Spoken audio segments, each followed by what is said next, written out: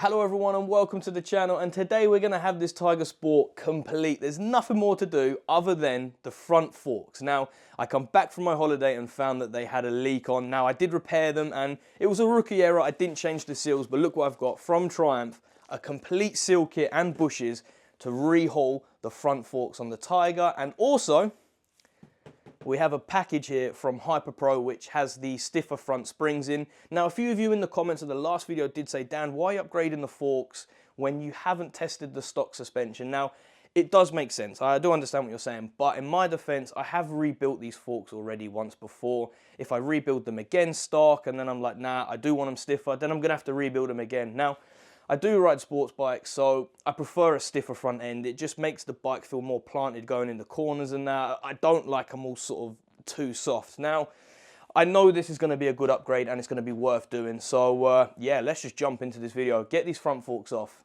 and let's get them rebuilt. Okay, so we can now go ahead and remove our calipers.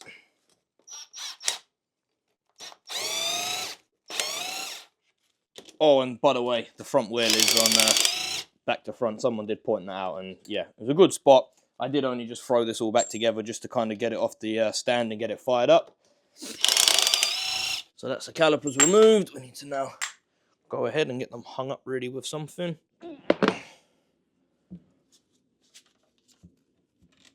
Yep. There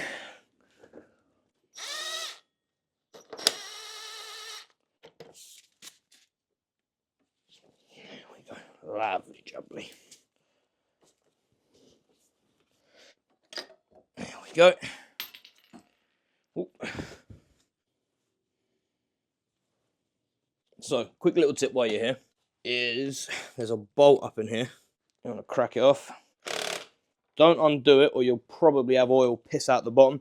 Just crack it off. That's going to save you a lot of faff and hard work later on. Trust me. So now we're at the top of the fork. This is the most important bit because we need to get these fork adjusting settings. So on the top here, you have a compression rebound adjuster. Then you have a preload adjuster. And then you've got your fork top cap. So the first thing to do is put your screwdriver into your compression rebound adjuster and count how many turns out it is. I think mine's already 1.5. I think I did this from the last video, so let's find out.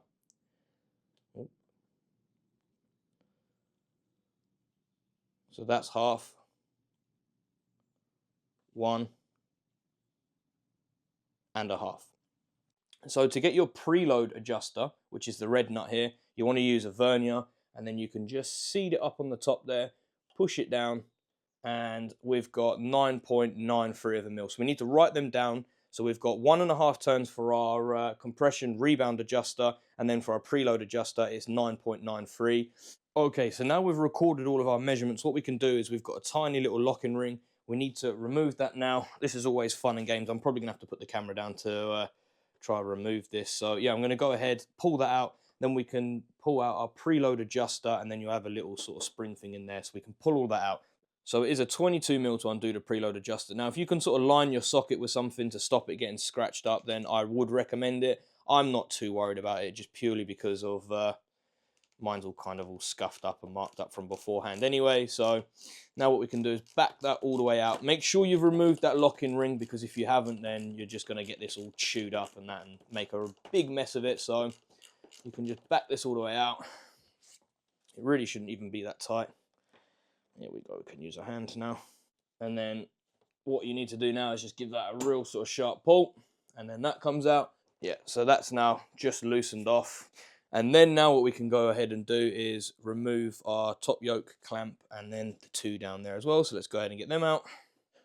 And once you've loosened that now, what you can do is just grab your fork and give it sort of a nice twist and a pull.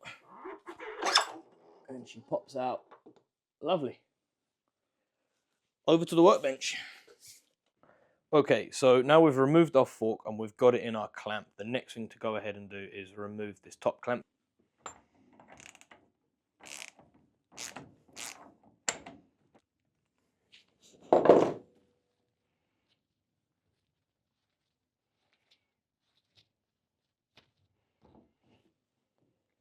So we can push our fork the whole way down, compress our fork a little bit, and then push it in so we can clamp it down. And then wind it in, and now we can get to the bottom part of our dampening rod. So then a 14mm spanner and a 17mm spanner in there, and then you can just crack them off.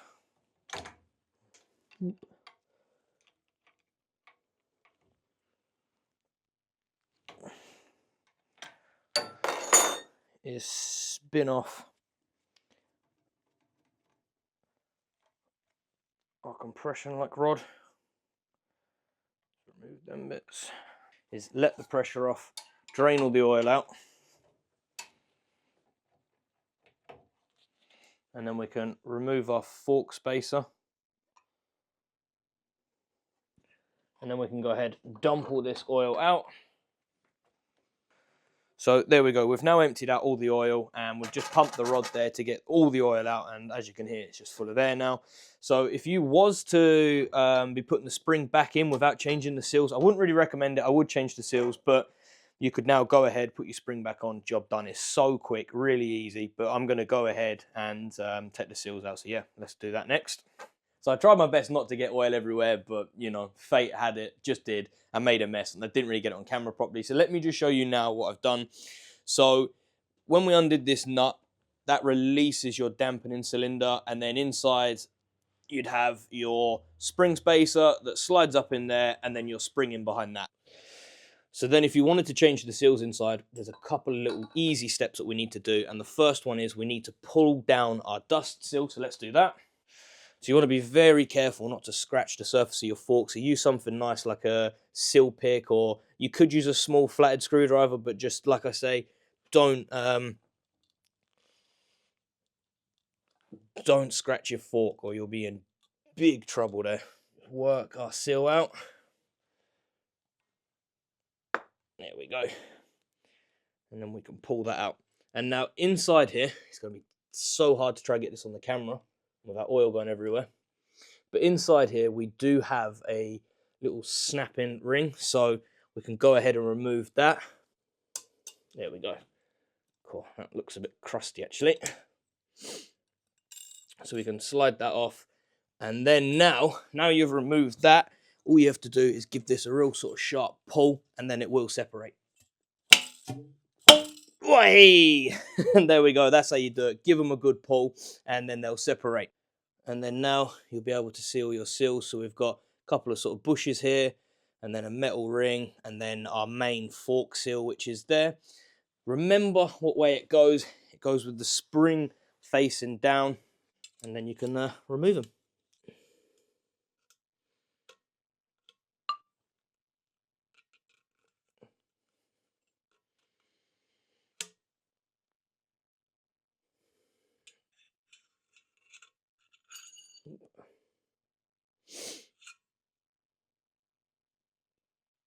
And then let's remove our main seal.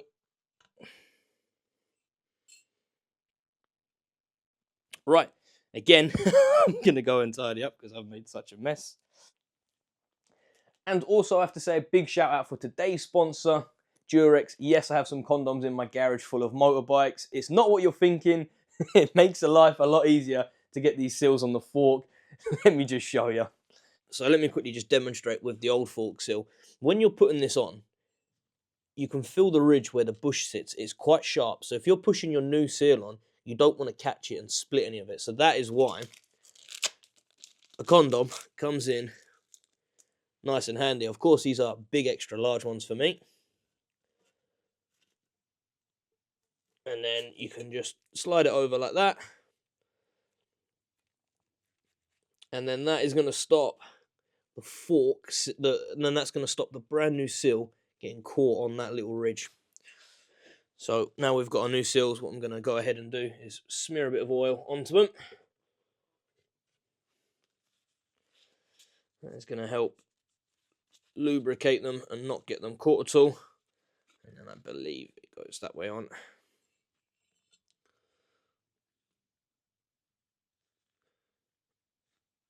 And as you can see, look how easy that was. That just slid over there with literally minimum effort, and it's not damaged it. So now we can just roll our condom the whole way down, slide our seal over, literally, how easy was that? We can slide this off now. It's just using a bit of oil just to coat all this up. Spring.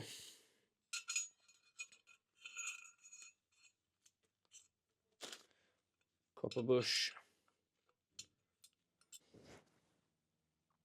Ah, well, that's really annoying because I could have sworn I ordered the bushes, but I haven't got any. But that one's going to be all right for now.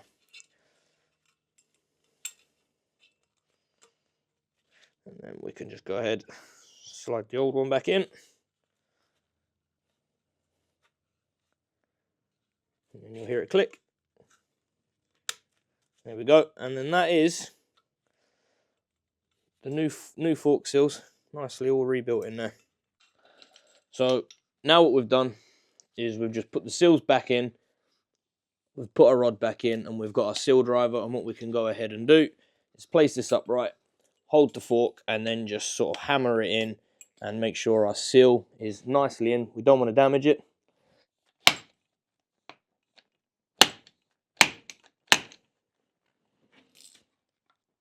Okay, so that's the fork pretty much all back together now, but what we do need is that stiffer spring. So let's go ahead and open up the Hyperpro box.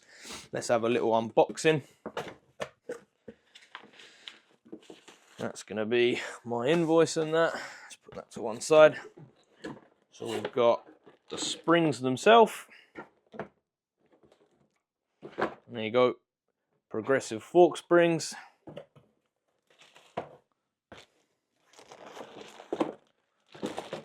Oh, they've sent us a little goodie bag. We've got some neck warmers, leaflets, and a load of stickers. That's pretty cool. Let's put them to one side. And then we've got our fork oil. We've got a nice little manual. We've got some more stickers. And a nice little pot of grease. Could be Vaseline for me condoms, who knows? So, yeah, that's everything. Let's get this box out of the way now then. So in the box, you do get a manual, which is probably just going to be a basic version of, you know, how to basically remove the springs from your fork and top it all up and, you know, prime them up, because you don't want any trapped air in the forks and go from there. But because... Ah, here we go. So it's got all the information for the Tiger Sport on the back here. So it says on the front what oil you should use, how much, 130mm, and then some shock adjustments. Ah, so it even does tell you how to set it up. So instead of on the rebound where we had 1.5, it says to have 1 turn.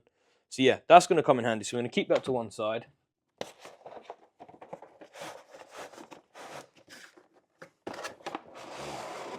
Trust me to take it out from the wrong end.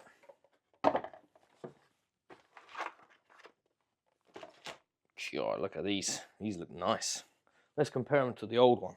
So there's the old spring and there's the new Hyperpro spring on the left. And as you can see, it is ever so slightly shorter, but I suppose the main difference is this bit. And that's just going to be, as the spring does compress, it's just going to be stiffer. So it's going to be, technically, I suppose, what it's called a progressive spring. So yeah, let's go ahead now and get this one in. So now we have the brand new seals and our fork is complete. This is probably the step you guys are going to be at if you're only just changing your springs and not your seal. So to get the correct measurement, you do have to have your spring and everything removed. We're going to have to put a little bit of rope and pull that up. So let's go ahead and do that. So we can put the string around the dampening rod. So that means if I accidentally let go of it or it drops back in, it's not going to matter too much. We can just pull on the string. So the next thing to do is, this is the most important bit, when you put the oil in, you do not put the spring in. You just put the oil in with your dampening rod and then bleed that up. And it has to go to 130mm. So you can hear how much air is in there. I don't think there's even enough. We need to put some more in. And then you just want to pump your dampening rod a few times, and then you'll start seeing the oil coming out, pushing all the air out. You'll see loads of bubbles, so let's just keep going for a bit there. You can even feel the air inside as it comes up. You can feel it all burping and that. So you just want to keep going until you've got rid of all of that air. And the best thing to do as well is to leave it upright just for a few minutes as well. That's going to help out. That will just let all the natural sort of air bubbles and that escape. What we can do is you can use a tape measure or, you know, piece of string, whatever, but vernier is so much easier. So we go from the side of the fork here down, and we have to get 130 ml of oil. So once you've got all your trapped air out and it's all bled up nicely, you can then take your spring, and it goes progressive side up, so it's going to go that way in. Drop that in. And then take your spring spacer, make sure you have your cap on the bottom, because it does go a certain way. And then you can drop that in next. Making sure not to lose your dampening rod, because you're going to need that in a second now. So the next thing to do now is tighten our clamp up, bring our fork up, and now we can clamp our fork in, bring it up so we can get to the top of our dampening rod. So then your next thing is to put this in and screw it in, but I am going to change these seals that I do have on there.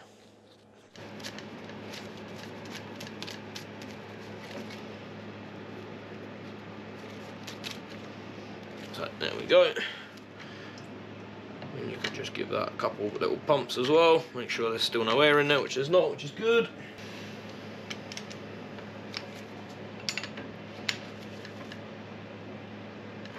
Nip that up, and then we can release the pressure on our clamp and get this fork back together.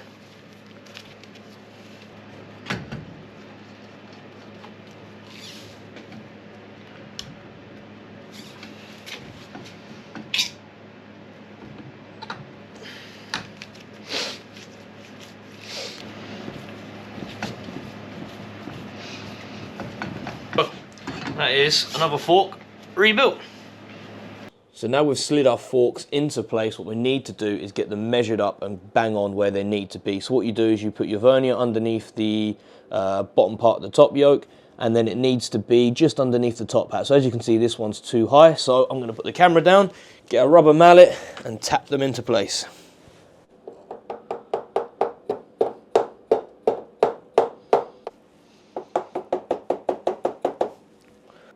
So I've now come down a bit too far. And actually that one is bang on. And then what I'm going to do is go to our bottom clamp and get this torqued up to 20 Newton meters. So there's 20 Newton meters on the bottom one. So the fork top cap is 35 Newton meters.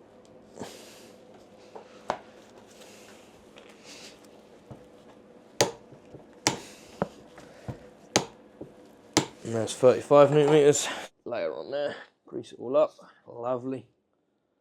There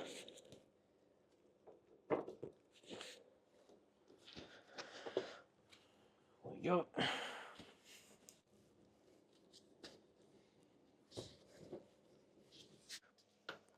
And then the spindle key gets torqued to 95 Newton meters,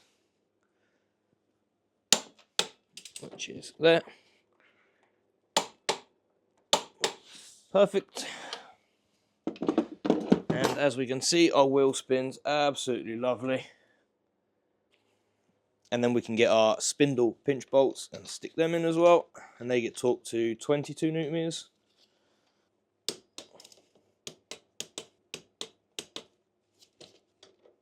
So there we go, that is the Triumph Tiger completely all done now. All I need to do is a couple tiny little bits, but get the insurance and tax. That's the biggest thing. Insurance here in the UK has gone through the roof, so yeah, they're probably going to try to pull me pants down, especially as it's my first litre bike, so we'll have to wait and see. But yeah, thank you very much for watching. If you've enjoyed it, don't forget to hit us a like, and don't forget to subscribe if you haven't, because the next video is going to be a test ride on this, and then we need to bring in the other auction bike and start that process. So yeah, thanks for watching, catch you in the next one.